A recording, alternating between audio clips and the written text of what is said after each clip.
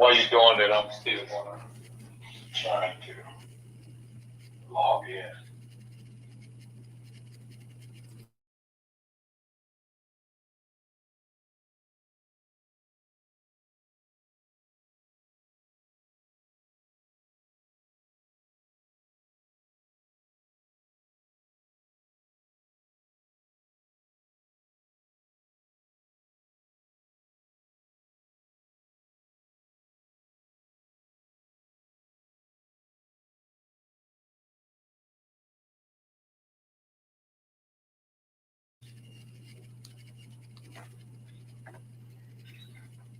All right, guys. Good evening.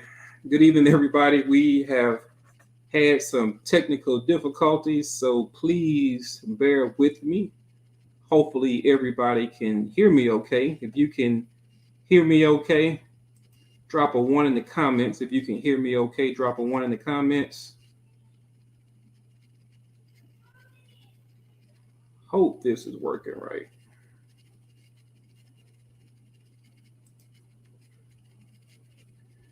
All right. So what we're going to do tonight is going to be a little bit different since we're having some technical difficulties. We're going to have our guest who's going to join me via phone since we're having some issues with getting everything set up electronically. So, okay, Charles can hear me. Nia can hear me. Great, great, great. So we're going to try to do this thing. We're having our guest on the phone. Hopefully it works well. And for me, this just confirms the fact this conversation was going to be absolutely amazing because we haven't had any problems, period, up until right now. And the fact that we're having some issues lets me know that this conversation is going to be off the chain. And even if it doesn't work well tonight, we're absolutely going to try to do it again because I know it's a conversation that we need to have. So go ahead, you guys, and share this live stream with anybody that you think may benefit from the information. The gentleman I'm going to bring to you all tonight is he's an amazing speaker. My good friend Charles Ivory and I were talking, and I told him that I wanted to have this conversation. We've actually talked about having this conversation now for about a month, but I had to find somebody that could have the conversation in a manner to where it was digestible by all, but at the same time gave us the information that we need. And once he recommended this gentleman, and after speaking with him, I thought that he was absolutely the person that we needed to have for tonight's call. So I'm going to go ahead and try to do it with him over the phone. So, Pastor Murray, can you hear me? I can hear you. Yes, sir, I can. Okay, can you guys hear Pastor Murray okay? Drop a one in the comment if you can hear Pastor Murray okay.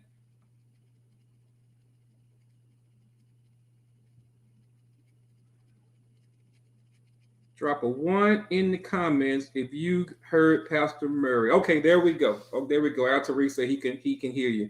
So, Pastor Murray, how are you this evening, sir? I'm doing well. Thank you so much for asking. Man, I am excited about talking and sharing with you. I'm thrilled to have you here, man. Like I said, I talked to Charles about what we wanted to talk about tonight, and he said that you were absolutely the man for the call. And after hearing some of your sermons and talking to you personally, then I absolutely agree. So go ahead and introduce yourself to the audience and let them know who you are, where you're from, where you're pastoring, and information that you want to share with the audience. Well, God bless each and every one of you that are listening. I'm grateful for Brother Ken inviting me to share this platform with you all tonight. I'm sort of a little, I would say, disappointed that you cannot see me, but we have to do what we have to do. But I am Pastor Murray, Pastor Larry S. Murray. I am from North Carolina. I am retired military, and my wife and I, we reside here in the great city of Hinesville, where we actually live in Ludowici. We have one church in two locations. We are located in Savannah at 1402 Harmon Street, and we are here in Allenhurst, which is sort of right outside of Hinesville. I usually just say Hinesville anyway, because Allenhurst is, they're so closely and intimately connected. And we're at 4732 West Oglethorpe. And we've been in Hinesville, we've been ministering in Hinesville for about 16 or 17 years. And of course, we've been in Savannah for about 21 years. And we are excited about what the Lord is doing, what the Lord has done, and what He's yet going to do. And I'm grateful for Brother Ken extending this invitation to share with you on this evening. Well, thank you, sir, for joining us again. These conversations that we have, I always tell people that and I told you earlier that I think that we as humans, we need to elevate our conversations, that there are things right now that are going on in our world that are distracting us from the real topics that we need to discuss. And my purpose for having these conversations is never to be right. It's never to tell anybody they're wrong, but just to have the conversation from a different perspective and hopefully give people an opportunity to see things from a viewpoint that they had not originally thought of. So with that being said, I definitely don't want to hold you up too long. I'm going to go ahead and get right into the first question, if that's okay with you. Yes, sir. All right. So the first question, Pastor Murray, is, can you be a good Christian and still question the Bible? Well, I would say this, Brother Ken, and that is a very, very good question. I think the first thing we need to probably be clear on is what does it mean to actually be a good Christian, because there are two standards as we look at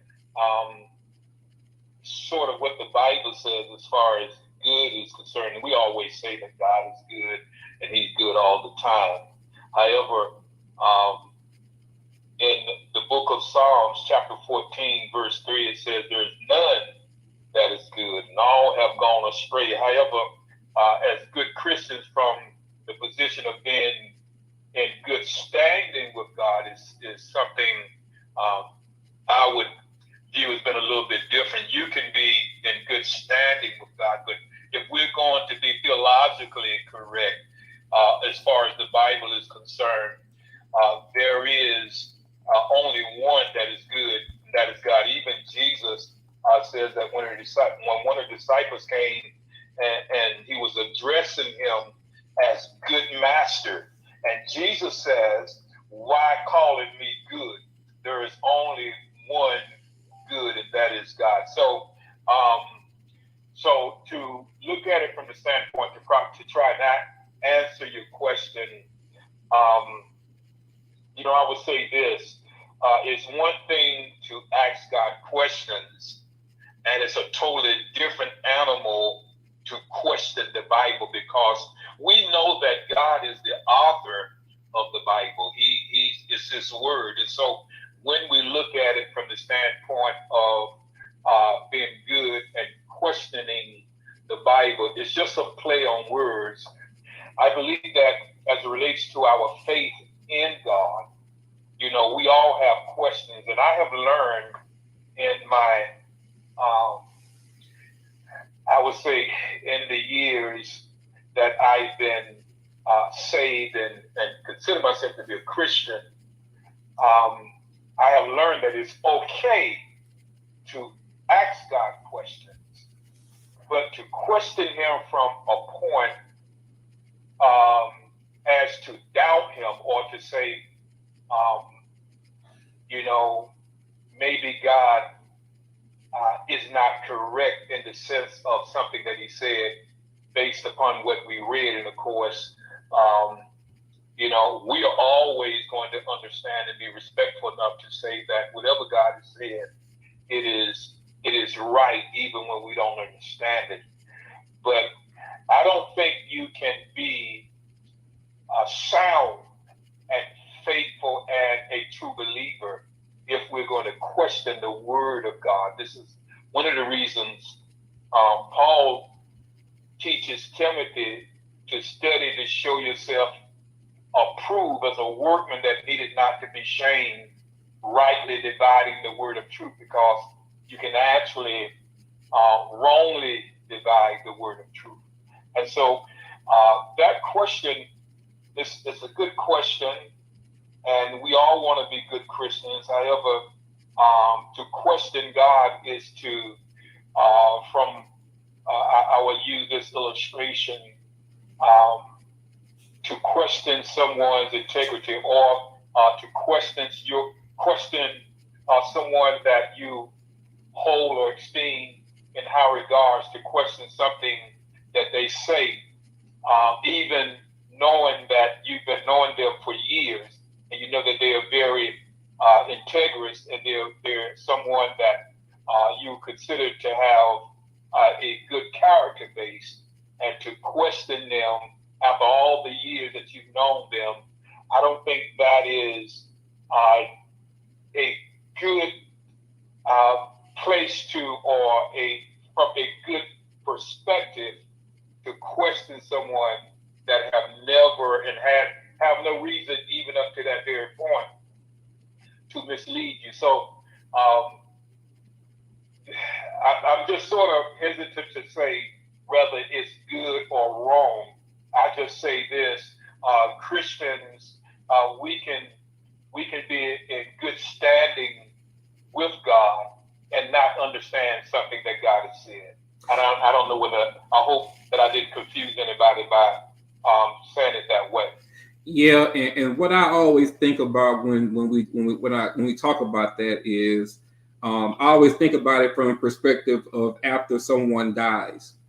And we always say that person died, and we don't understand why God would take that person. We always say that when His will is done, we not always understand, but we know that everything that He does is His will. So exactly, I look at it from that perspective. Now there are some things that I don't understand. Clearly I was brought up in the church, but I was never really been what you would call a student of the doctrine. So there are some things that I don't understand. Those things I definitely see clarity about. When it comes to the Bible, I'm with you. I don't think there's always an agree or disagree type thing. But some things you do wonder about. I won't say question, you wonder about, and you wonder where it does come from, and what's the meaning behind it. But I definitely get what you say. I don't know. On that one, I definitely don't know if there's a right or a wrong one, but I just wanted to ask you because I knew that you would definitely give us a different perspective on it than what I was thinking. So on that one, I absolutely get it. We'll go ahead and slide to question number 2. Question number 2. Why do you think Black men in particular are leaving the church? Now, once again, I grew up in a small town. The church that we went to was a very small family church.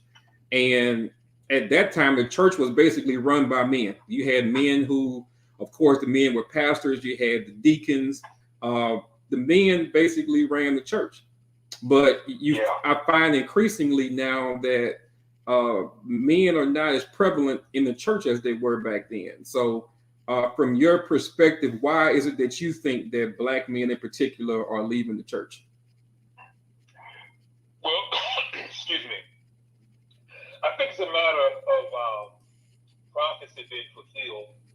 And, to go to any church, you more than likely, you're going to see where the women outnumber the men. Mm-hmm. And there are some exceptions to that. I do know of a couple friends that I have. They have a very, very strong men's ministry, mm-hmm. and that's not the case in every in every ministry. But when we look at prophecy, the Bible talks about a great falling away. In fact, Second Thessalonians chapter 2 verse 3, it talks about let no man deceive you, by any means, for that day shall not come, which is the day that, we sometimes speak about the rapture, the Lord rapturing or coming back for his people. He says that before that happens, there's going to be a falling away first, and that the man of sin shall be revealed. And so, regardless of whether it is in the African American church or any other church, because you do have some churches that are multicultural, and you have people that are leaving, and what is happening, I believe that the Bible talks about how men will become lovers of themselves more than lovers of God, and so it's not just male, it's female as well. People are leaving the church for whatever reason, but it's scripture or prophecy being fulfilled. So the black man is not necessarily leaving. I would say he's falling. And when he falls, he's been attracted to the weaknesses of the flesh, or those desires and temptations that may be proud to him actually coming into a real relationship with God.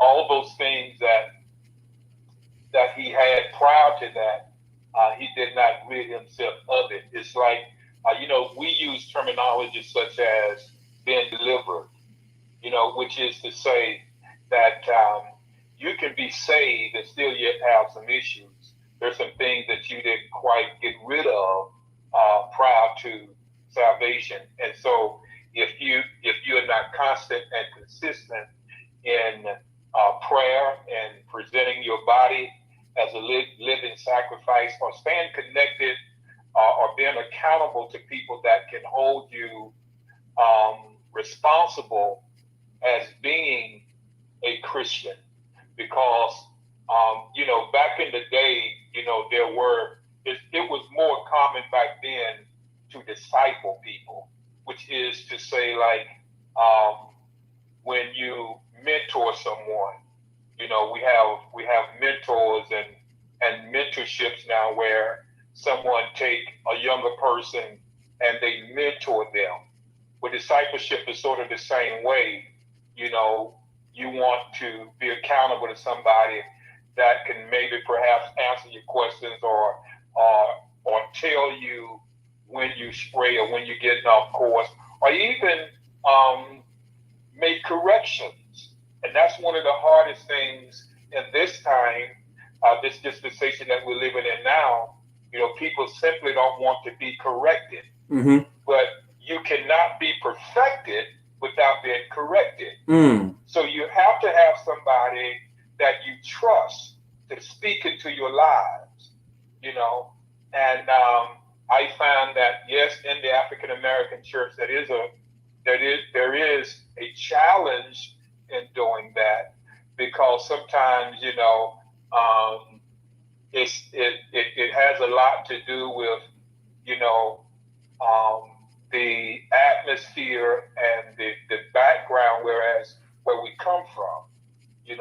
I came from a home that was sort of strict, so I was disciplined to some degree, and I was willing to listen to my elders. But in this time frame that we're living in now, you have young people, rather male or female, that, and I say it this way where everybody can understand, you have babies that are raising babies. And so when someone has not been mature themselves, and they have to take on the responsibility of raising someone to their level of maturity, which is not mature, it's just responsible, because you cannot take anybody beyond where you've gone yourself. And so there is a lot of formulas as it relates to being developed, and why things are in this time because so it's so different now. It's really different now when you have people that simply don't want to listen, or they've never been in a place where discipline was forced upon them. So when I get mad, I'm not a person of reason. I simply leave. Right. Because I'm not going to let you talk to me any kind of way. It's ironic that you say that about the when you mad, you leave. I actually asked this question to, a couple of brothers that I knew, various ages. A lot of them have the same background that I had as far as, type of community they grew up in, type of church they grew up in. Some of them were much more deeper into, the lifestyle than I was. And I asked them the same question: why did they think that a lot of men were leaving the church? And one of the guys gave me an answer that I thought was very interesting. I want to get your point of view on that. He said that he can remember when he was in the church previously when the older pastor was there, and the older pastor he preached about the God that had consequences, the God that, like you say, the God that talked about structure. But now you have a lot of these, what I would call, modern churches, modern pastors, where everything is welcome. We say we come to church as we are. I know what the scripture means by that, but now we got people coming to church half naked, people coming to church dressed any kind of way, people coming to church where they really don't respect church as they used to. And he said that he tended to shy away from that because, like you say, it really wasn't a place that held people accountable anymore. Anything goes. Right. As long as you're in the building, you're doing the right thing. So he just said that he missed the church where accountability was there. He missed the church where, there were consequences for actions. He even got as deep as to saying that, and I don't know this to be fact, you can verify this or not, that that when they preach from the Old Testament, that the Old Testament talked about God in an essence of, that this is the way I want it to be done, and if not, there are consequences. When you talk in the New Testament, God's really not as strict with the word.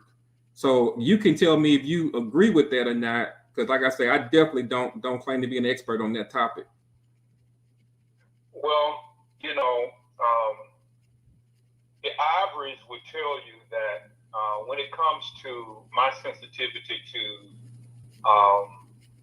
having a intimate relationship with God, or as we were talking earlier, speaking truth to power and telling the truth, because it is the truth that sets us free.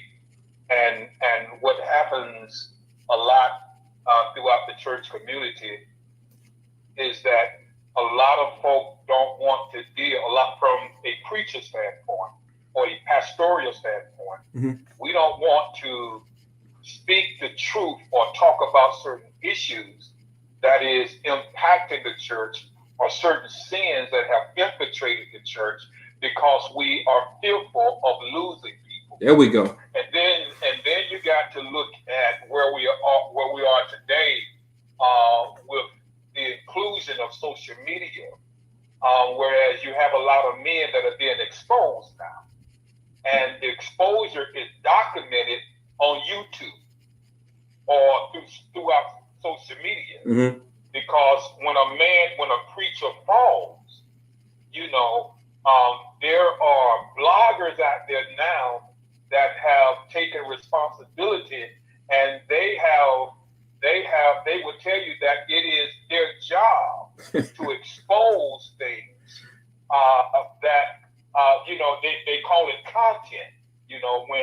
When a preacher falls, or when a pastor is convicted for perversion, child molestation, or cheating on his wife, or cheating on the finances, or beating his wife, or all of these things are documented. And then you have pastors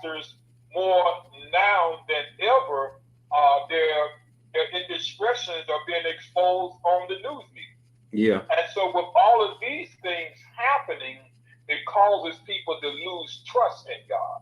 But there's all of these factors, these things where if you don't address issues, if you don't deal with them within the church, within the confinement of the walls, and tell people the truth, or to let them know why you need to live a life that is consecrated, because there are consequences. Mm-hmm. You know, I talk about this all the time, because in fact, I was talking about it this past Sunday.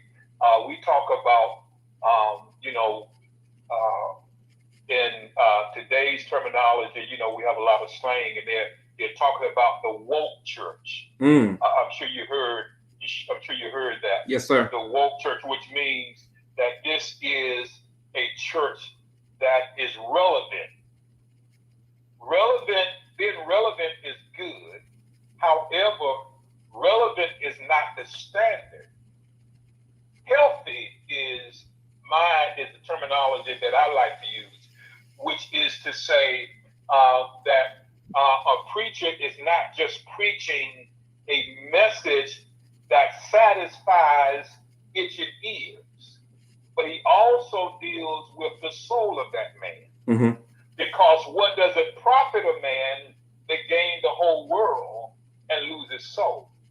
So we have to talk about wealth, because God wants us to prosper. He says that we should prosper even as our soul prospers. But yet we need to talk about the wages of sin, the payment or the penalty for not being in alignment with God and living a life that we know that God that displeases God. Mm-hmm. When we deal with the sin man, the man of perdition. So sometimes when you have in the church good tithers and people that pay a whole lot of money, but yet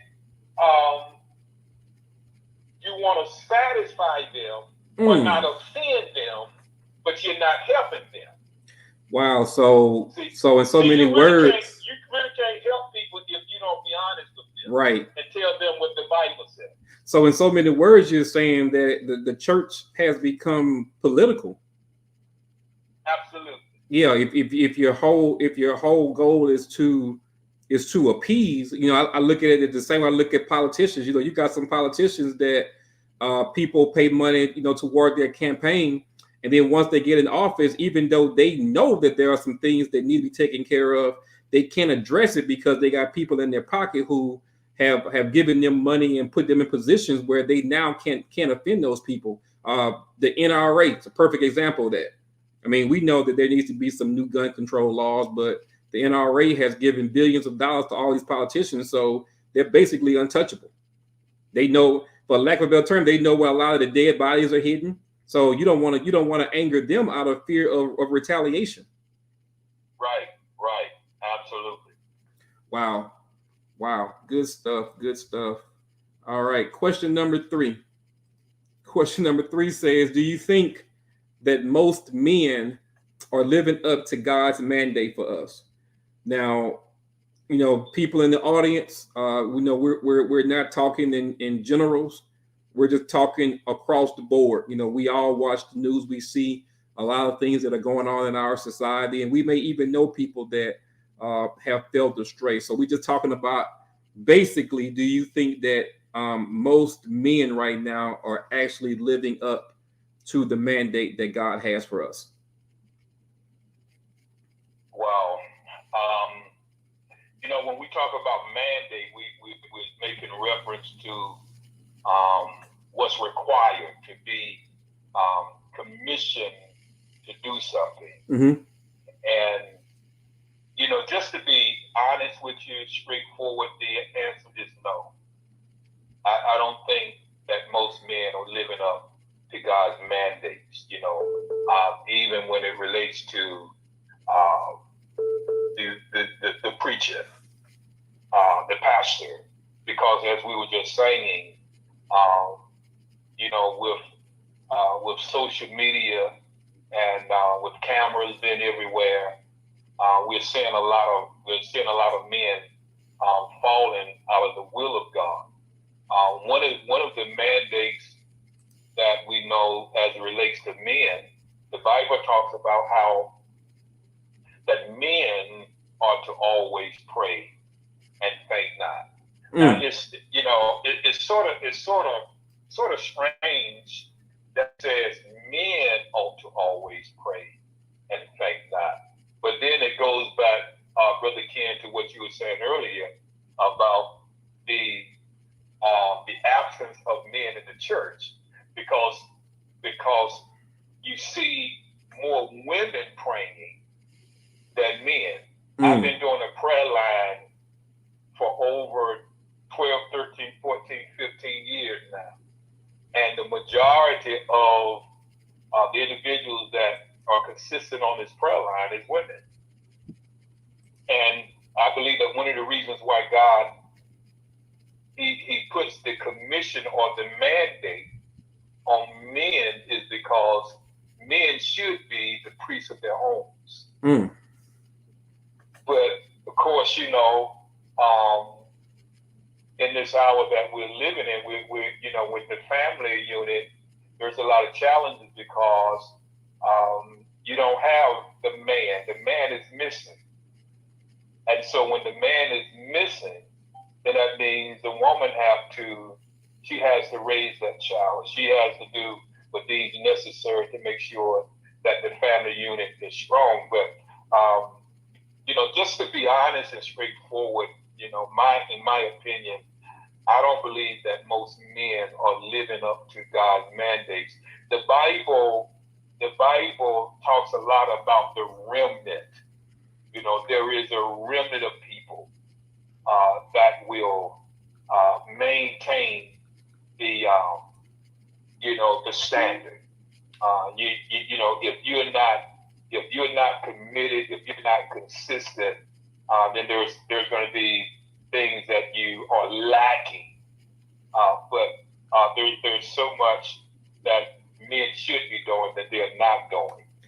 Yeah. So my answer to that question, Brother King, is no. I don't think we are. Yeah. That one was deep for me. That one was deep for me on so many levels. I take manhood and I take being a father very seriously. I mean, anybody who know you would tell you that that everything that I do right now, I do it for my family. I do it for my kids. I definitely do it so that I can set an example. I do it so that I can leave a legacy for somebody, that I can leave my last name in a better position than I found it. And a lot of that, I don't think we as men take seriously enough. Right. We're at a point right now where when we talked about that earlier too, where it feels like there's almost a gender war, where the men are blaming the women for this and the women are blaming the men for that. But I'm just a firm believer that it all begins and ends on leadership. Right. And we as men, we were given dominion over the earth. Right. We were given dominion over the earth. God made us first. So when he made us first, God talked to Adam. He didn't really have a whole lot of holler for Eve. So the mandate was given to God, the mandate was given to man. And I really think that in order for us to ever get to a point where things begin to work the way they need to work again, it's going to take men to step up, to be good leaders, and to give those women who want to walk that straight and narrow the confidence that your direction is where they need to fall in line with. Now, there are going to be people who don't, like you said, there are going to be people who don't want to fall in line regardless of what the marching orders are. But I really think that there are a silent majority of women who would fall in line if they saw that the man was acting from a perspective the way he was given his leadership instructions directly from God. That's just my take on that. I can talk about that one forever because that's something that I get really, really serious about that one. Well, yeah, and I mean that should be a goal. I mean, just think about, for me, from the standpoint of, just being a pastor myself, um, how much more of that we, um, as a church, could be getting accomplished with more men, Yeah.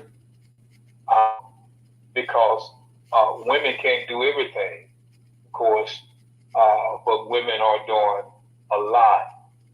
It's like anything. I mean, when it comes to the man, the man should be out front. The man should be uh, he should be the trailblazer, Mm-hmm. leading the way. But with all the the things that men have been challenged with, that we don't like to talk about, because we don't want to rub people the wrong way. We don't want people to be offended. But we're losing a lot of our men. We're losing our men, losing men to homosexuality. Of course, people don't. That's a very uh, taboo subject. We don't like to talk about that. We're losing our men in the streets. We're losing our men to gangs. We're losing our men uh, to abortion. There's so much that contributes to the loss of men. And at the same time, the men that are present, that are uh, visible, then they're struggling with many different things, because you got so much that men has to deal with, unemployment, drugs, alcohol. I mean, there are so many contributing factors, that challenges the men from a gender perspective. I believe, that we need to have more men. We need to have more discussions like this, and we need to have discussions that are open and honest. And sometimes, I mean, it can be intimidating. It can be challenging. But if you don't talk about something, I always use this terminology: you cannot conquer what you're not willing to confront. Mm.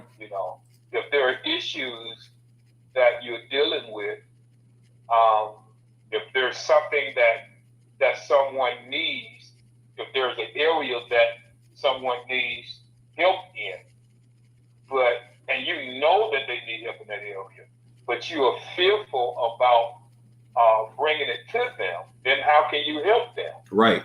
They're going to always struggle if you're not willing to confront it. And maybe sometimes they're crying out. They want somebody to help them. Mm. But, we're trying to protect ourselves, and we don't want to offend. We don't want to lose anybody. So there's a lot of things that I have personal concerns about, when it comes to this in particularly, Yeah. with the men. Yeah. The man. So this question here, it just segue into question number 4. We've discussed, we've already identified that, a lot of the men are not living up to God's mandate. So we'll just flip the question. Do you think that most modern women are living up to God's mandates for them? It's the same challenge. It's the same challenge, in God's eyes, we're neither male or female, in the sense of, the things that when it comes to sin or wrongdoing, um, there there are women, um, you know, there are women that are crying out for a good man.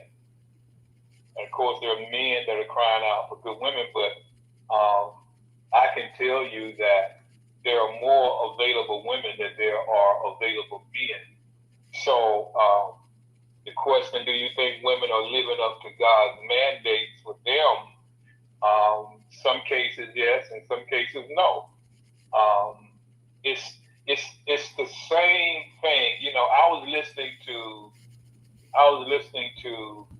a a a video clip on YouTube the other day. I think it was. No. This was on one of the television shows where you had a sister that was suing the twin sisters. They were twins, and they were in court, and they were suing.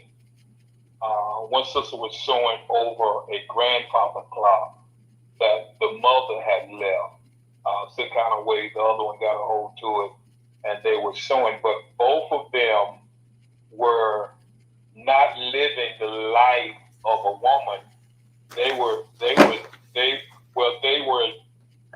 both married to men.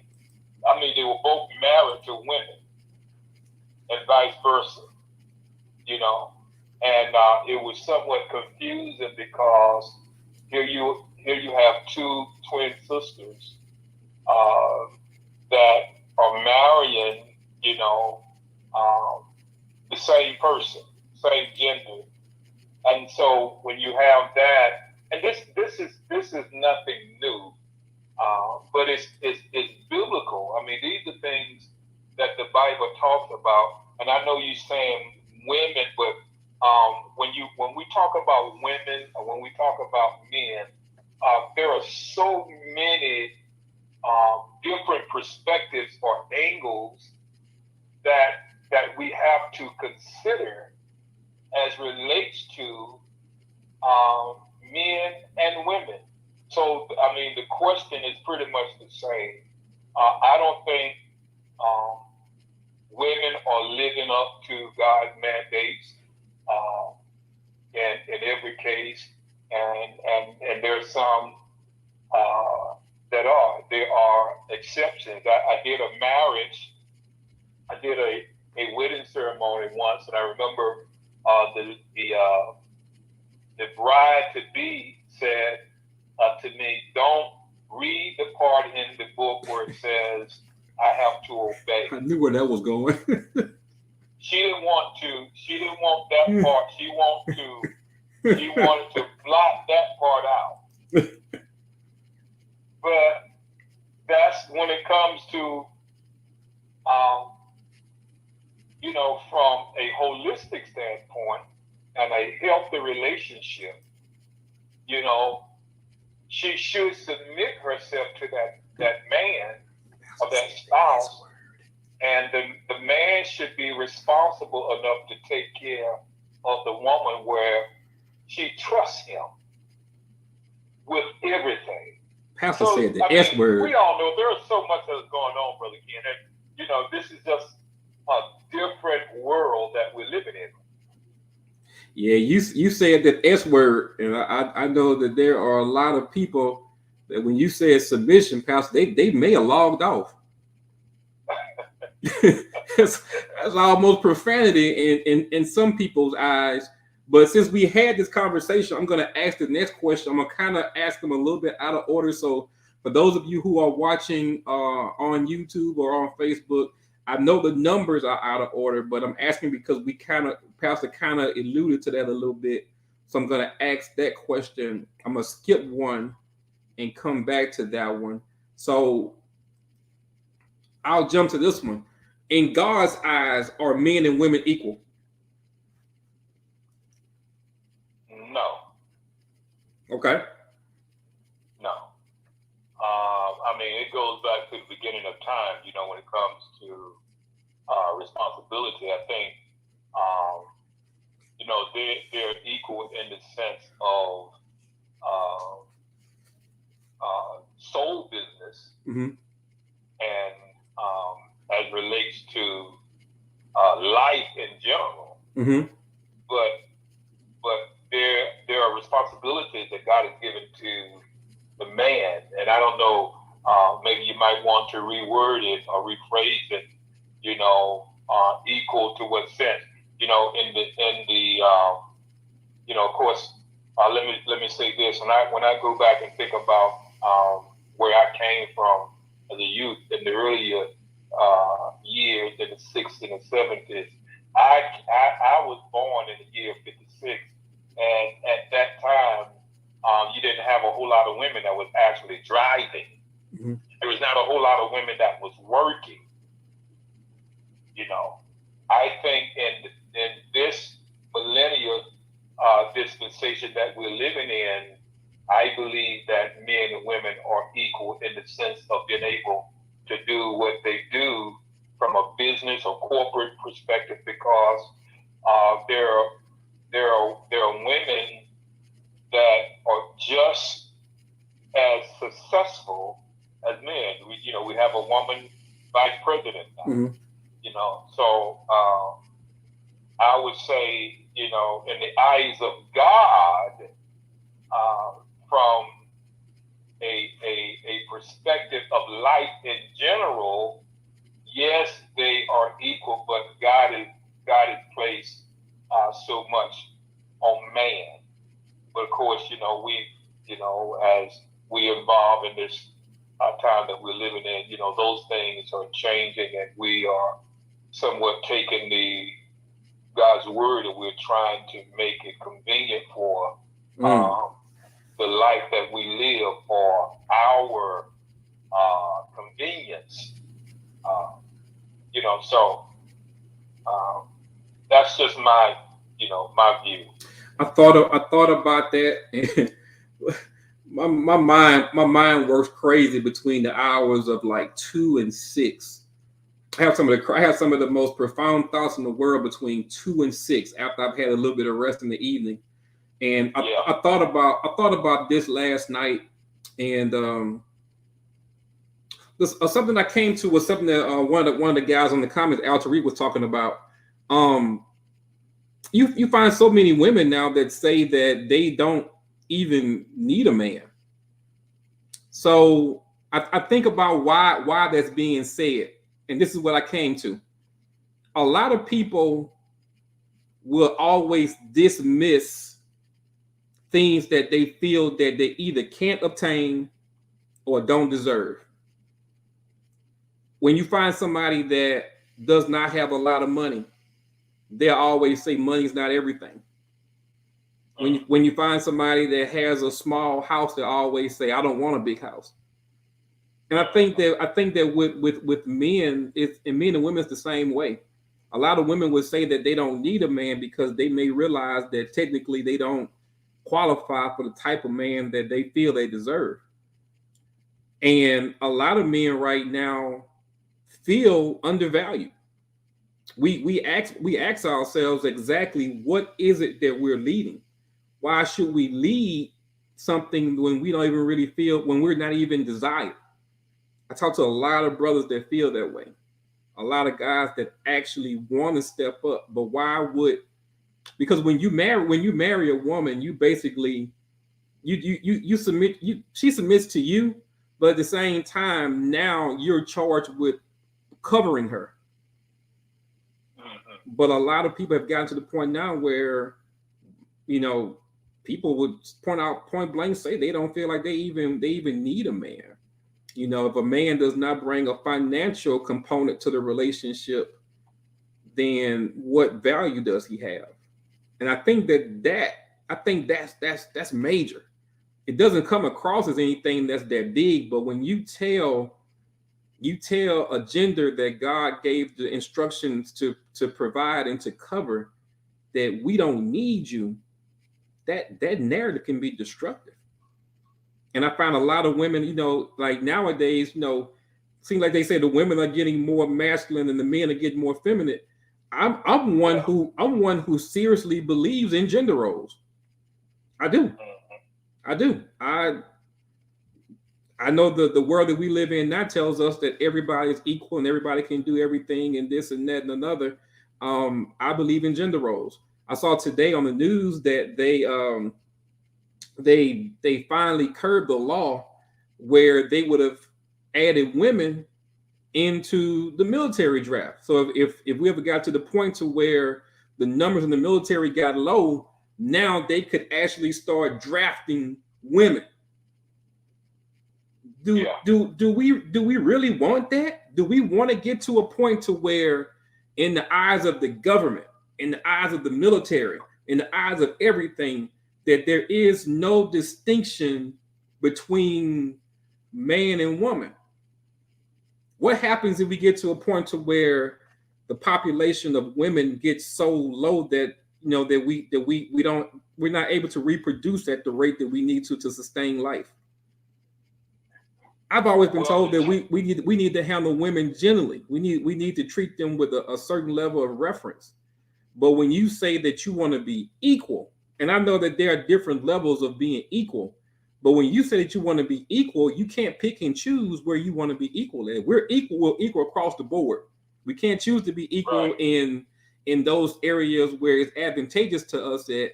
Yet we want to be hesitant and be in the background in those areas where we don't necessarily feel that we're at our best at. When you say equal, we want to be equal across the board. I don't want to get to a point to where I see a woman as my equal, because we know physically she's not, and from a God mandate, she's not. God gave us specific instructions on what we're supposed to do. Now, do a lot of brothers drop the ball when it comes to that? Absolutely. But that's one right there that kind of bothers me. I never want to get to a point to where a woman technically wants to be my equal. I know that when it goes to the job market, when it comes to their income potential, then yeah, they can do all of that. But I believe that they were created to be the weaker vessel for a reason. And I always use the analogy that if you get a car and put a car, just say you get a car, you let the windows up, you seal all the entry points. If you put a car in the river for a period of time, that car will float. But eventually the car will sink. Why?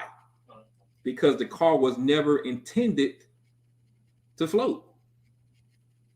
I feel the same way when it comes to us as people. For a period of time, we can excel in anything. For a period of time, we can do anything that we choose to do, and the repercussions may be minimal. But there's going to come a point in time to where if we don't go back to what we were originally instructed to do or originally created to do, then just like that car, we're going to eventually sink. Yeah.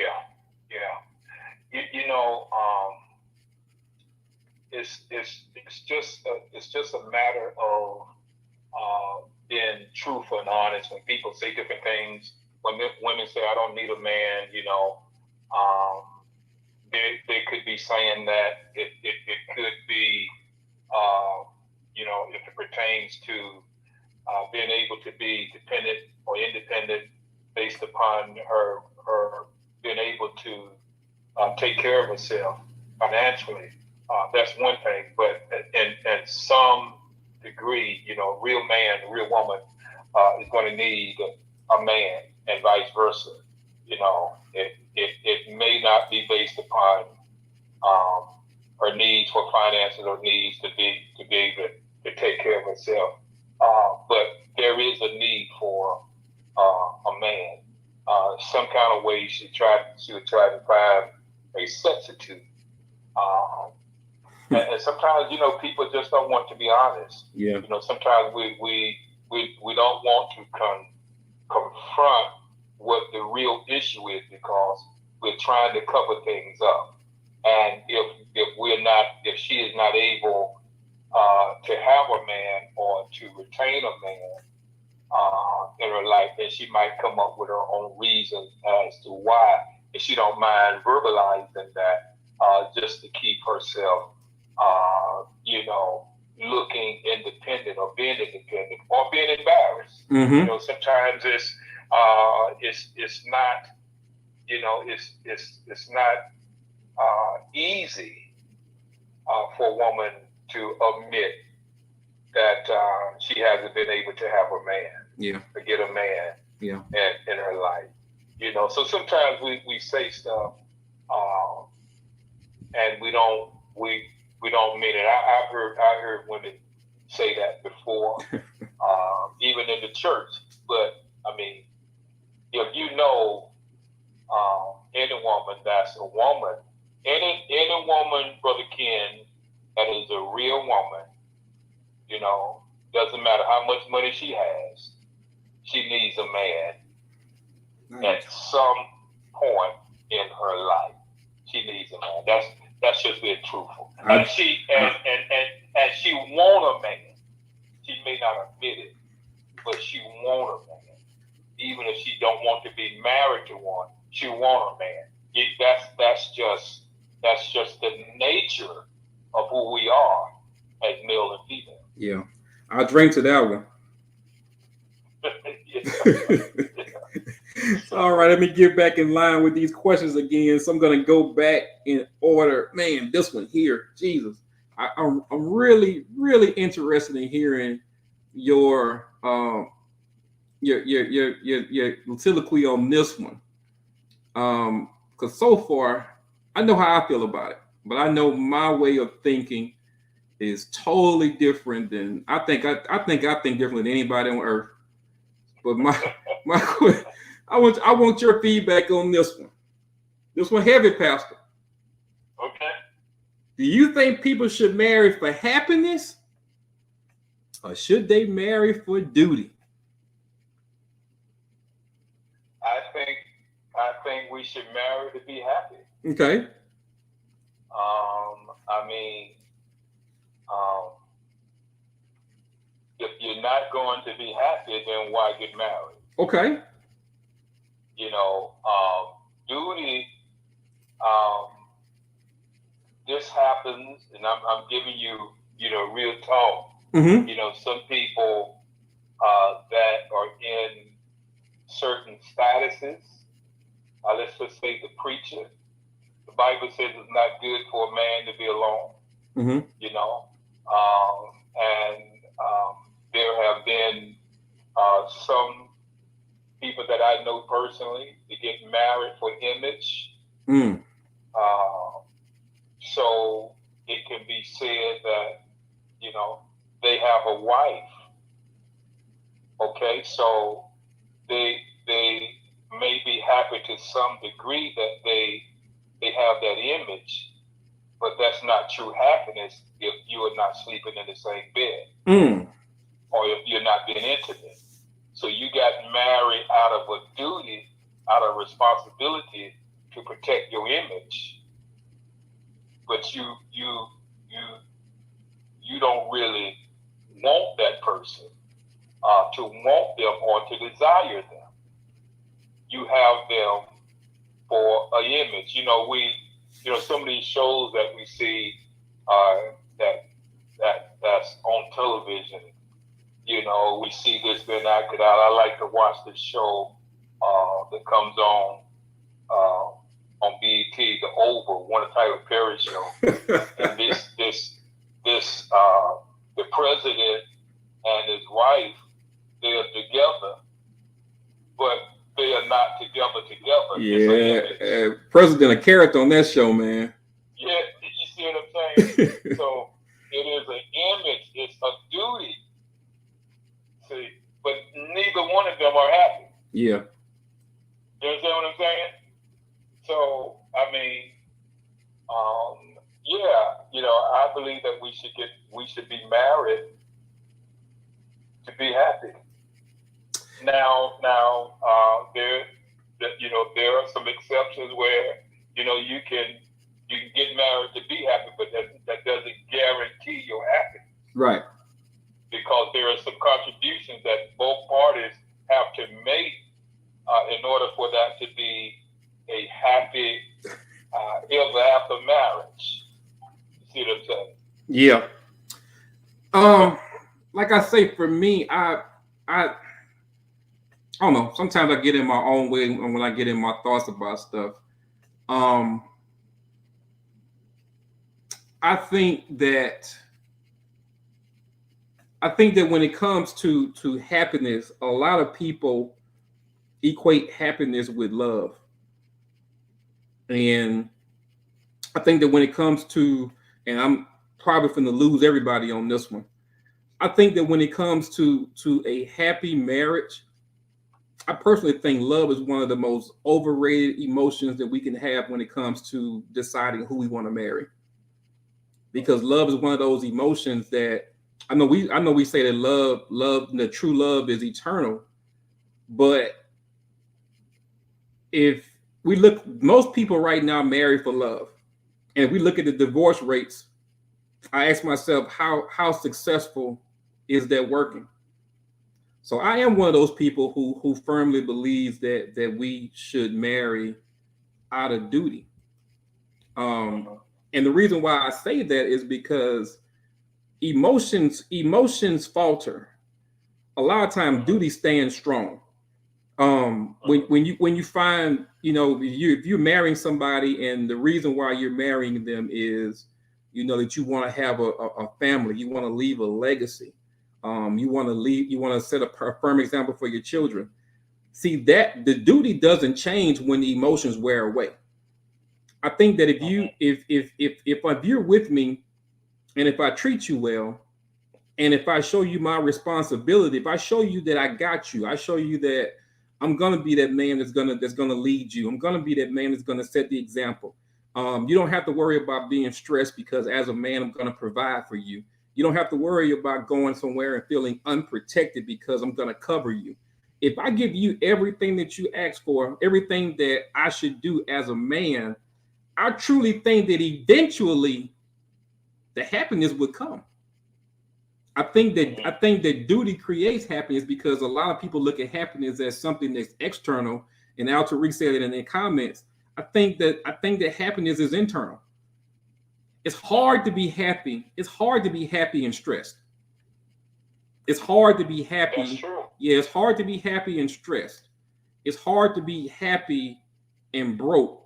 It's hard to be happy and feeling alone.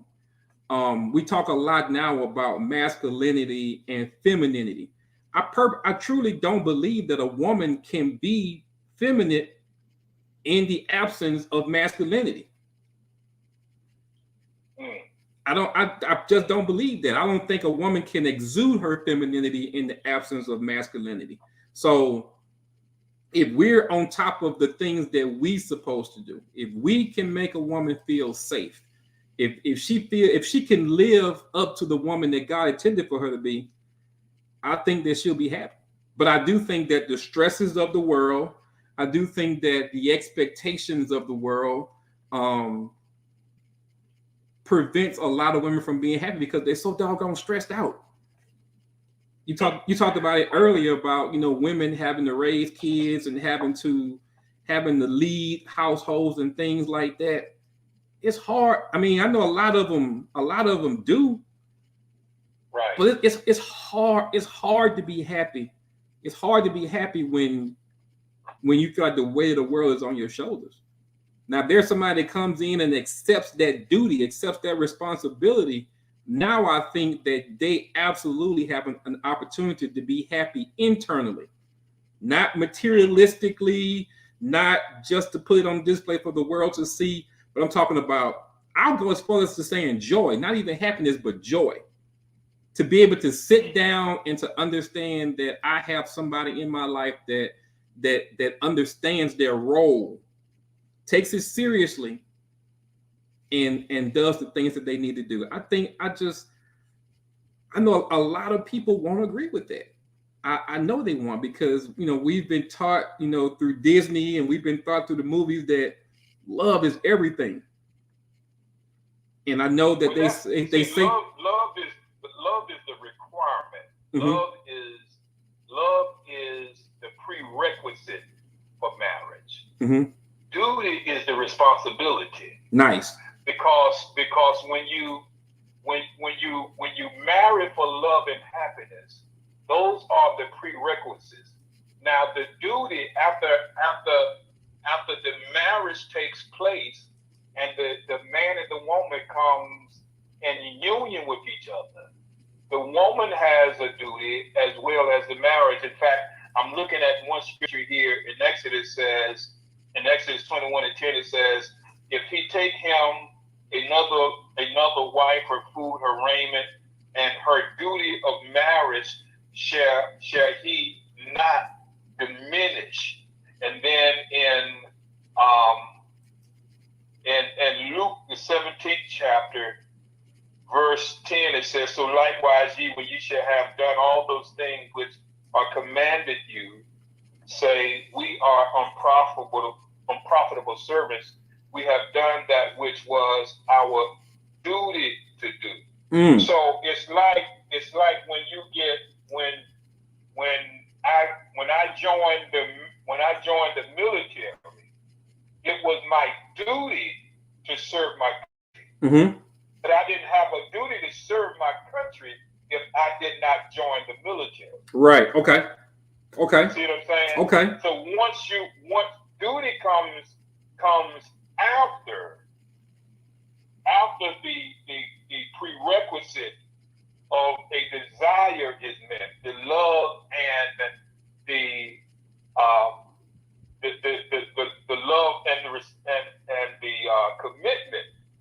But duty now, when duty is performed or is kept, then because I'm doing my duty as a husband, because she's doing her duty as a wife, then happiness comes out of that.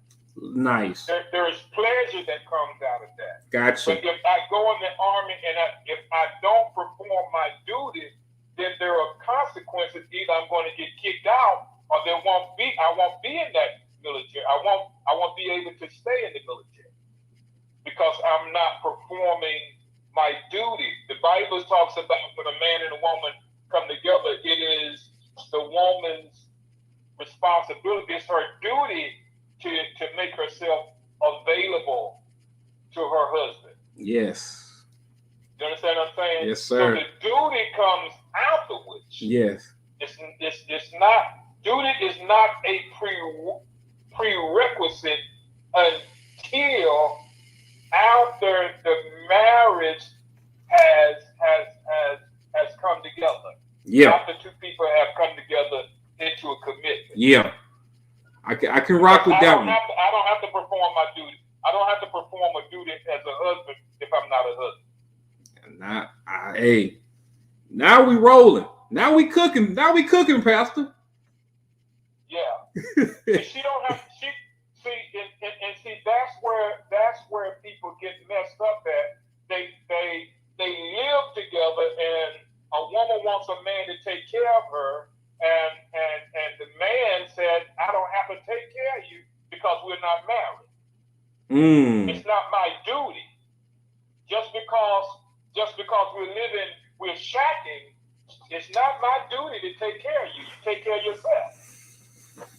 But now if I go get papers, I have a duty to take care of. I have a duty to perform. But without those papers, it's not my duty. I don't have to do it." Quick bonus question that's not on my list, but I've asked this of people before, and I really would love your feedback on this. Do you look at marriage? Do you look at marriage as a business?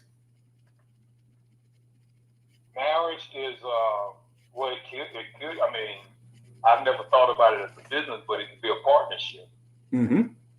Which is really a form of a business, really. People, yeah. I mean, you could. I thought about it from this perspective. In order to get married, you have to sign documents. Those documents have to be accepted by the state. Once you marry a person, now, like you say, it's a partnership, which means that they're entitled to anything that you grow beyond that point when the documents were signed. If at any time you get to a point to where the two parties in this partnership no longer agree, and you want to separate the partnership, then you also have to go and you have to divide assets. That sounds like like a business. To some degree it is, but when you talk about business, you're talking about profit. you know. Mm. So if I'm going to establish a business with somebody, then that means there's some type of financial profit or gain that's going to come from that. Now, if you want to say, well, we're going to get married for the sake of because there's a benefit in which maybe let's just say a father has willed something to his daughter or to his son and says you can only get this money unless you're married.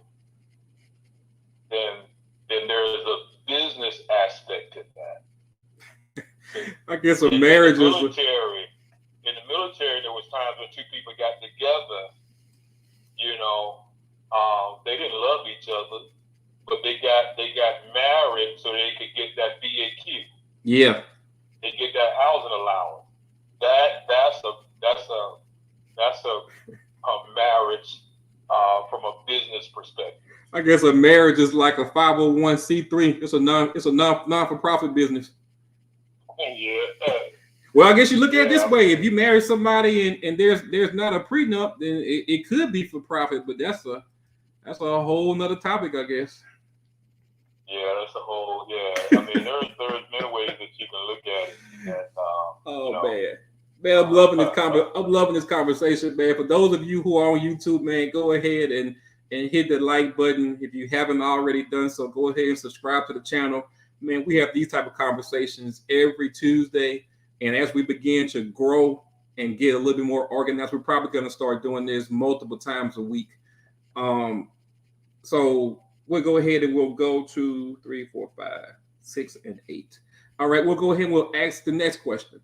Now, I know it maybe it's just the way that I worded where it didn't come across correctly yet, but I'll verbalize it so that you can understand and that the audience can get where we're coming from.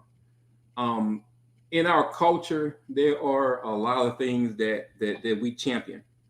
There are a lot of things that we stand 10 toes down on that absolutely add no value to anything that we do. A lot of the movies that we watch, a lot of the music that we listen to, a lot of the art that we consume adds no value at all to our life. Actually, in so many ways, it devalues a lot of things that we stand for. We talk all the time about our rich African Black heritage, but when it comes to that, there's a good side of it and a bad side of it. And now it seems like that we actually glorify the negative images a lot more than we do those positive images. We talked about families, where family is the cornerstone to me of any culture. And the divorce rate is off the chart right now. We got so many single moms and kids growing up with only one parent in the household. So I asked the question, do you think that the majority of the things that we champion actually hurt our culture? Yeah, I'm not sure whether it is the majority of it, but I think there are some things that when it comes to we as the African American community, there is overkill. You know, we do things excessive. With our creativity, our ability to do, let's just, if we look at it from the standpoint, let's look at the rappers, for example. Mm-hmm. They have great oratorical skills. They can put words to music and to rhythm, but the words that they use are not complementary to the culture as to make us look good or to be proud of ourselves, because they're using the B word, the N word, and for the sake of just understanding it, we know that there is some, when if I call you a N and you call me an N word, there is some sentimental value to that. We have to understand it within ourselves, but we're not going to allow anyone else to do it. Um, but the other part of it is when you look at the males that are making money actually from this type of um, word usage. It seems like it's what is in demand. Right. When you look at business, business, the success of business has to do with supply and demand. And so if the demand is there, then whoever is supplying it is going to get paid. Mm-hmm. So we have established that in our culture. And this is just one example, where we take something that we're good at, but for the sake of profit, we will do anything. Yeah. And it doesn't matter how it affects the image or those that we are to be examples to. Mm-hmm. And so the cycle repeats itself, and to the point now, when a lot of times you see, in that age group, a lot of them, instead of going to college, they want to be a rapper. See, because that's just the image, and they feel like everybody is that's doing that, wearing the gold chains, and they're driving the nice vehicles, and they're living in mansions and these types of things. Well, I come to find out that there is a marketing strategy in doing that, and a lot of times those mansions and those vehicles are not even there. Yeah. It's a marketing strategy. Mm-hmm. Absolutely. See, so you have those guys that are exceptional, that's able to do that and make a lot of money because they know the business end. Mm-hmm. I'm quite inquisitive when it comes to a lot of things. So I, even as a pastor, I listen to the background and the fundamentals of certain things like rap, how they got started and why these guys are making all this money. If you notice now, Ken, a lot of the videos now where they were actually in cars or in mansions or whatever, you still see that. But if you go on YouTube now, you look at some of these guys, even if you watch TikTok, a lot of these guys actually have cash money. They have money that they are flaunting. I guess it's their money, but that can actually be deceptional. Mm-hmm.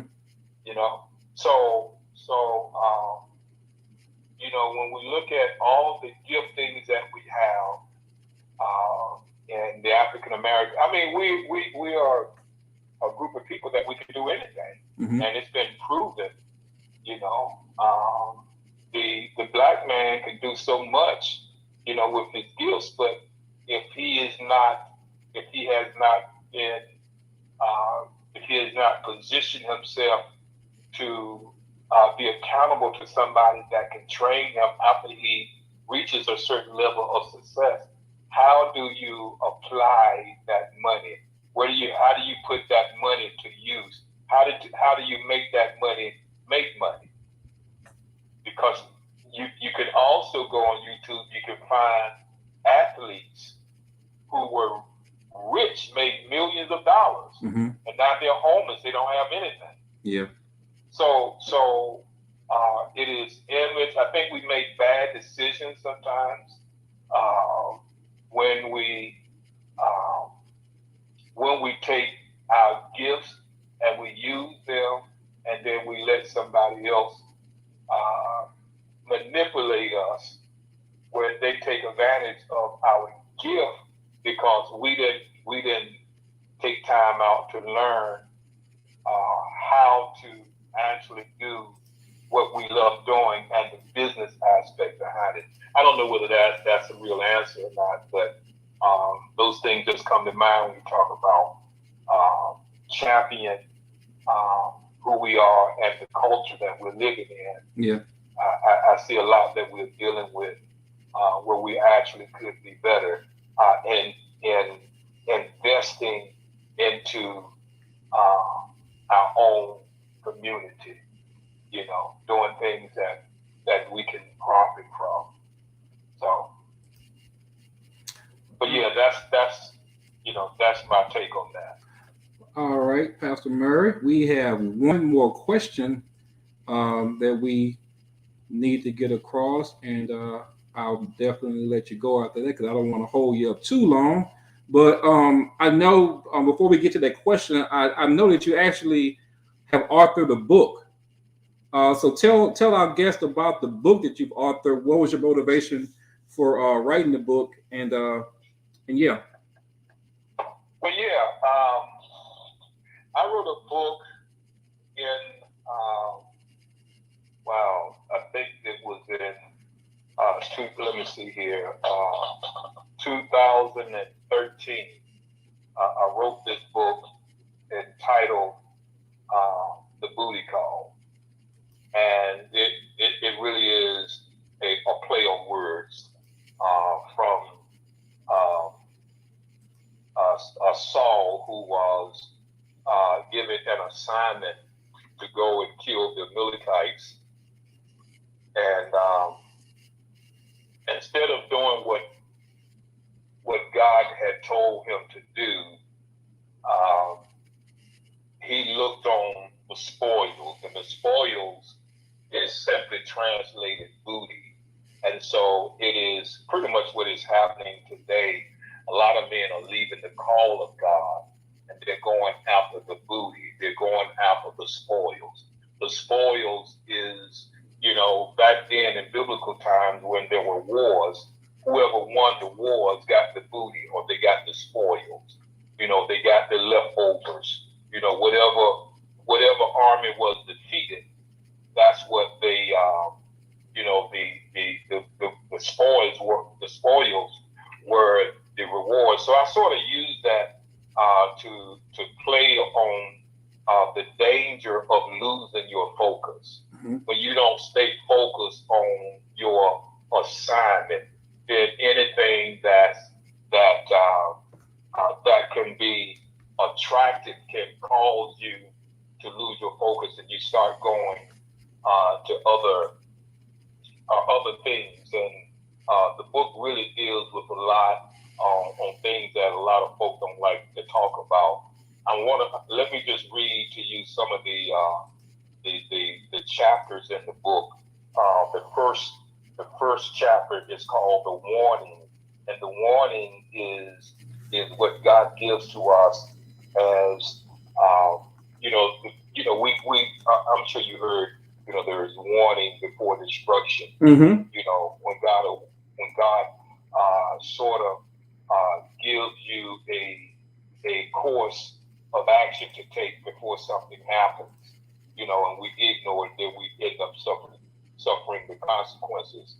But you have the booty call. That's the second chapter. Then there is the dumb church, and the dumb in the sense is not stupidity. Dumb is not voicing truth to power. We've been talking about that, where there are things that are happening and we don't want to talk about it. The church don't want to engage or to give people what they need to know about certain issues that's actually hurting them. So we don't say anything, So to be dumb is not to speak. It was John Zachariah, who was God actually had to shut his mouth because he did that to keep him from actually contaminating his future. And so all of these are play on words, and it's a good read. The print is large. I deal with the bastard mentality, whereas you have illegitimate children in the sense of fathers in the faith that has young men that should be accountable to them, but they're not. So they're actually illegitimate. Then one of my favorites is Pants on the Ground. That's you remember years ago on American Idol? I remember this man by the name of Larry Platt. I think that was his name, and he became a viral sensation overnight. Yeah, he sang the song "Pants on the Ground," walking around, with your pants on the ground, looking like a fool with your pants on the ground. Looking like a fool with your pants. So you remember that? I remember. So I use that analogy because some men have been caught with their pants on the ground. They've been exposed through social media, through this new age movement. Now they're looking like a fool with their pants on the ground because they've been exposed. Yeah. Because the Bible talks about the eyes of the Lord is in every place, beholding the good as well as the evil. And so a lot of men are being exposed in this season that we're living in. So it's a good it's a good scripture. I mean, it's a good book to read. There's another scripture that I use, James chapter 1, verse 14. It says, "But every man is tempted when he is drawn away from his own lust and enticed. Then when lust hath conceived, it bringeth forth sin, and sin, when it is finished, bringeth forth death. Do not err, my brother." James 1 and 14. And I wrote this book. It took me. There's another chapter I did with cheaters. But you remember years ago when Tiger Woods went through this ordeal, when he got caught when he wrecked his vehicle. Right. And one thing led to another. All these women started coming out. And Tiger was a good guy, but he had to suffer in a sense because he was living a double life. Right. So I mentioned that. There are some real issues, real people that I actually use in the book that shows how they lost their focus, and as a result of that, there were some consequences from losing their focus and losing their sight on what their assignment was or what their gift was at that time. So. All right, awesome. Yeah. So everybody I have on the screen here, go to Amazon.com. You can search Dr. Larry Murray or just put in the booty call in the search engine and it'll automatically come up. If you look in the chat, I actually put the link to the book in the chat. So if you hit that link, it'll automatically route you to Amazon where you can get either the paperback or the Kindle version. So I'm gonna grab a copy of it so I can definitely check it out. Very excited to read it, and I'll give you my feedback on it as soon as I'm done with it. Please do. All right. Please do. So we're gonna end tonight's call with our final question, and the business that we're in, that we definitely can understand this one from common ground. So question number 8: why do you think that people are so hesitant to say they want to be wealthy? It just depends on who you are, who you've been around, and how your mind was shaped to actually embrace what you should be embracing, but because of ignorance. And when I say ignorant is not a bad word. It just simply means to be without knowledge. And the Bible says, "My people perish for lack of knowledge." I think think some people will suffer as to not being true to themselves because who doesn't want to be wealthy? Right. You know, who doesn't want to be wealthy? I think that's just a natural desire. But one of the things that I'm trying to teach our church now is that, and I said this to them on Sunday, we don't want to be intimidated by money or to even have the discussion of money. In fact, I was challenging them with our building fund because for years, every year, what we do is we sow into the new year. So, and over 20 years ago, we started out with $100 sowing into the new year. We went from $100 to $200 and $300, and so now we are up to like $1,000 to sow. Because I really believe that when it comes to it, you can actually go into your Bible, go into the commentary. If you have an electronic device, you can actually type 1,000 in the commentary there, and you would see how God used the number 1,000, or how He talks about thousands.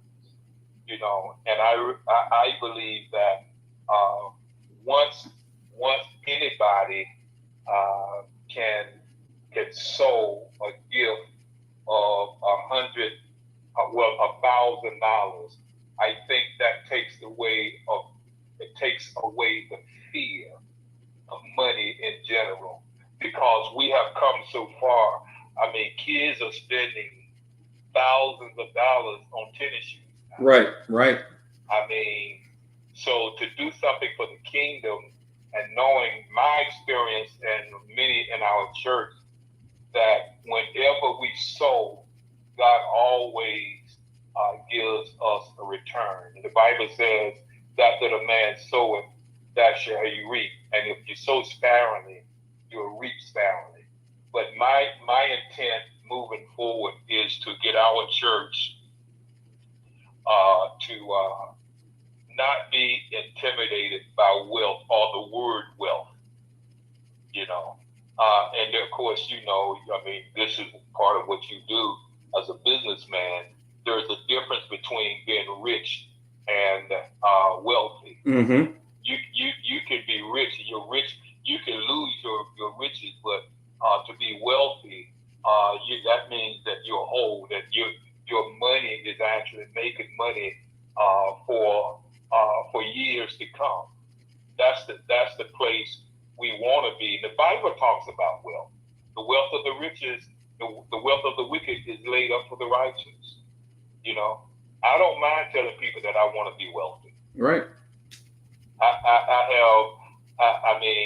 have no issues with that. Now, I could be, if I'm going to be totally transparent with you, I had to be, you know, I'm getting to a place now where as a leader, because of my personal convictions, I'm challenging people to give now, and, you know, in that area, because before I just didn't want to have the stigma attached to my name that I was, that I'm a manipulator. You know, I'm one of those pastors that just want money. But one of the things that Charles and Judy Ivory can tell you is that I challenged them when they first started coming to our ministry. And I remember this so very vividly. They'd tell you that, you know, when I would get, sometimes we would do the offering, he would personally leave his wallet in the car on purpose to keep from giving. But now he understands the blessing that comes from giving. And I think, you know, he's where he's that now because they have embraced not just having, but also have a heart of liberality where they're giving as well. Mm-hmm. If you notice, Brother Ken, every wealthy person, every football player, basketball player has a charity. Yeah, they have a foundation. Absolutely. They have yeah. Why is that? Well, why do you think that is? Well, I know a lot of it. A lot of it is for tax purposes, because I mean, you know, the more money you make, you have to find some type of way to write a lot of that stuff off. I know a lot of it is, you know, just community based. A lot of it's just things that people really have a genuine concern about. They have you know, if you do very well, of course you want to go back and give to your community to be an example, you know, to people that they can actually achieve certain things. Right. But the law of reciprocity is not based upon your relationship with God. Mm-hmm. So when you give, it's a principle. Whereas if you have a foundation, if you have a charity, you know, when you give to people, it's a law, like the law of gravity. What goes up must come down, so it's going to come back to you. Mm-hmm. You know, so people get wealthy. People become, I think, you know, with athletes and those guys that sign those $1 million contracts, they become rich, right? Mm-hmm. I mean, if an athlete makes $40 or $50 million a year, I think that's I would consider that riches. Oh, absolutely. Right. But now, when he takes that and invests it, you know, he can become wealthy. Look at, you know, for example, Michael Jordan, mm-hmm. Magic Johnson, these guys that are really, and there's a lot of them. There's quite a few of them, even in the entertainment industry. People just become, they've gone from rich to wealthy. Mm-hmm. And I didn't understand that terminology. I didn't understand that there was a difference until, you know, maybe a few years ago. When you're wealthy, you know, you have money to leave to your children's children. Right. You know, so yeah. But I think some people just don't want to. There are some hang-ups about money, but again, it goes back to what we said earlier, what I said to you. When you have these discussions, you begin to broaden, you become foundation, and you become more comfortable with the discussion itself. Right. You know, and I think that's, from what I understand, it's one of the things that you're endeavoring to do with your platform. You know, these discussions that maybe some people are hung up about, you're bringing them to a place where we can talk about them, and where, you know, we have our own opinions. It's not, you know, I'm right, you're wrong, or you're wrong and I'm right, or anything like that, but you're just bringing a discussion to the table, which is healthy. Yeah. In my opinion. Yeah, I think, you know, and I'm glad you actually see the vision of the platform. I think in too many instances, like you said, we become ignorant because the only opinion that we're ever privy to is ours, and we really can't grow if the only perspective we gain is just the one that we have. You know, if you are in an environment where everybody thinks like you, nobody can ever tell you that you're wrong, then there's not going to be any growth there. Growth comes through challenges. They always say that pressure creates diamonds. So if nobody ever pushes back on your thought processes, then, you know, the only thing that you can believe is what you've been told. And in some situations, it may not be able to withstand facts. So we definitely put this platform together so that we can have conversations with groups of like-minded people, like you say, not to be right or wrong, but just to open up the discussion so that we can think about things from other people's perspectives. And some of the topics that we've talked about, I've actually seen things that I was pretty concrete on and begin to look at it from a different perspective. Not that it changed my mind, but it did open me up to the point to where now I understand. Before I become judgmental of people, I can see where they're coming from and how they may have come to a conclusion that they came to. Right, absolutely. Yeah. Yes, sir. So, yes, Pastor Murray, man, I have thoroughly enjoyed this. I'm disappointed that the technology didn't work out for us tonight, but I hope that we can do this again at some point where we have the technology in place where people can actually see you and we can get the full experience of anything. So is there anything that you want to say to the audience in closing tonight? Yeah, let's do it again, Ken. Again, I want to thank you for the opportunity to share with you on your platform. I think it's needful. I'm actually praying and seeking the Lord now about a podcast that I can have in the incoming year that will bring some type of clarity and profit to people in general, or something that maybe no one else is really discussing or talking about.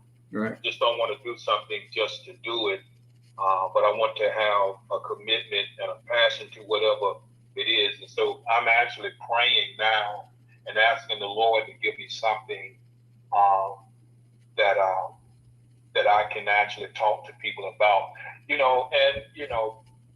I am fortunate enough to have earned respect from my community and people that know me and have come to know me, and they respect my life as a leader in the community. And so I want to take advantage and capitalize on the influence that God has given to me for the purpose of making a difference, and maybe impacting somebody's life, whether it is a child, a youth, or someone like that. I would say maybe if you ever do something with the youth, you can invite my son. He has a passion for young people. Mm-hmm. He does a lot. He's working in the school, and we went to a game tonight. He coaches the school, coaches the basketball team where he actually works at, and he has his own. But he's working on getting a 501c3 for his conference that he holds. I think he's done it twice already. And so if you ever get to a place where you're dealing with young people, I think he would be somebody that you could have on, and it'd be a good conversation for young people, because I think that's what you're trying to do. You're not trying to stay in one area. You are basically you're being holistic about your conversations. Yeah. I just want to put that out. I need to talk to him anyway. Not that I don't have enough things going on right now, but my son plays Little League basketball, and we took him to tryouts about 2 weeks ago, and they wanted to have 4 teams, and they only had coaches for 3 teams. And for some reason or another, the guy, he caught me off guard. And he's like, "Hey, you want to coach?" I'm like, "Sure." Before I even thought about it, I had agreed to it. So we actually start Little League practice on Friday, and I'm coaching a team of kids 12 and under in basketball. So I may need to call Larry Jr. and get some tips on how I'm gonna pull this off. I don't think it's gonna be difficult. I joke about it, but I told my wife, I said, "Man, I agreed to that," and that guy wasn't even finished saying what he had to say before I said sure. I don't know where that came from, but we're going to do what we can to help the kids out. Like I say, it's a 12 and under Little League team. We start practice on Friday. The ironic part about it is the other 3 coaches had an opportunity to pick their players. I didn't get the opportunity to pick anybody because I had no intentions whatsoever of coaching. Wow. Wow. So we're gonna get this thing knocked out. I know it's gonna work out well. So I'll keep you guys up there. We're definitely gonna document and journal it on our Facebook page so we can look back years from now and actually laugh about this journey. But I won't hold you any longer. We've been on for about an hour and 45 minutes. We were on the phone probably for about 30 minutes beforehand. Trying to get this thing fixed, yeah. So I won't hold you, Pastor Murray. Man, I appreciate you jumping on and talking to us tonight. The information has been very, very valuable. And as I stated to you earlier, man, if there's anything that I can do for you, your family, or your ministry going forward, please consider me an asset. And I definitely look forward to speaking with you again in the future very, very soon, sir. Yes, sir. Thank you so much. And God bless you. All right. Thank you, sir. You have a good night. You too. All right. All right, guys. That was Pastor Larry Murray. Great conversation. I really, really enjoyed it. I hope you guys did too. We'll do this thing again. I won't say when. Hopefully we'll be back before next Tuesday, but I appreciate you all that got in the chats. I definitely appreciate all of you that watched this thing on YouTube. For those of you who watched it on Facebook, go ahead and hit that subscribe button. Go to YouTube, hit the subscribe button, because come January, we're only going to stream on YouTube. We're going to move it away from Facebook, go strictly to YouTube, because there are a lot of topics that we want to talk about that we can't have those discussions on Facebook. They're absolutely going to block it. Nobody's going to be able to see it. On YouTube, we have a little bit more latitude with the conversations. So go ahead and roll over to YouTube. Go ahead and hit that subscribe button, hit the notification bell to hit everything that we do. And for those of you who were here tonight, like I said, I really appreciate you guys. We're going to go ahead and call it a night. Please feel free to share this information. Try to get the word out of the message that we're trying to put out there. And once again, I appreciate all of you, and I bid everyone a good night. Thank you guys for toughing this thing out with me.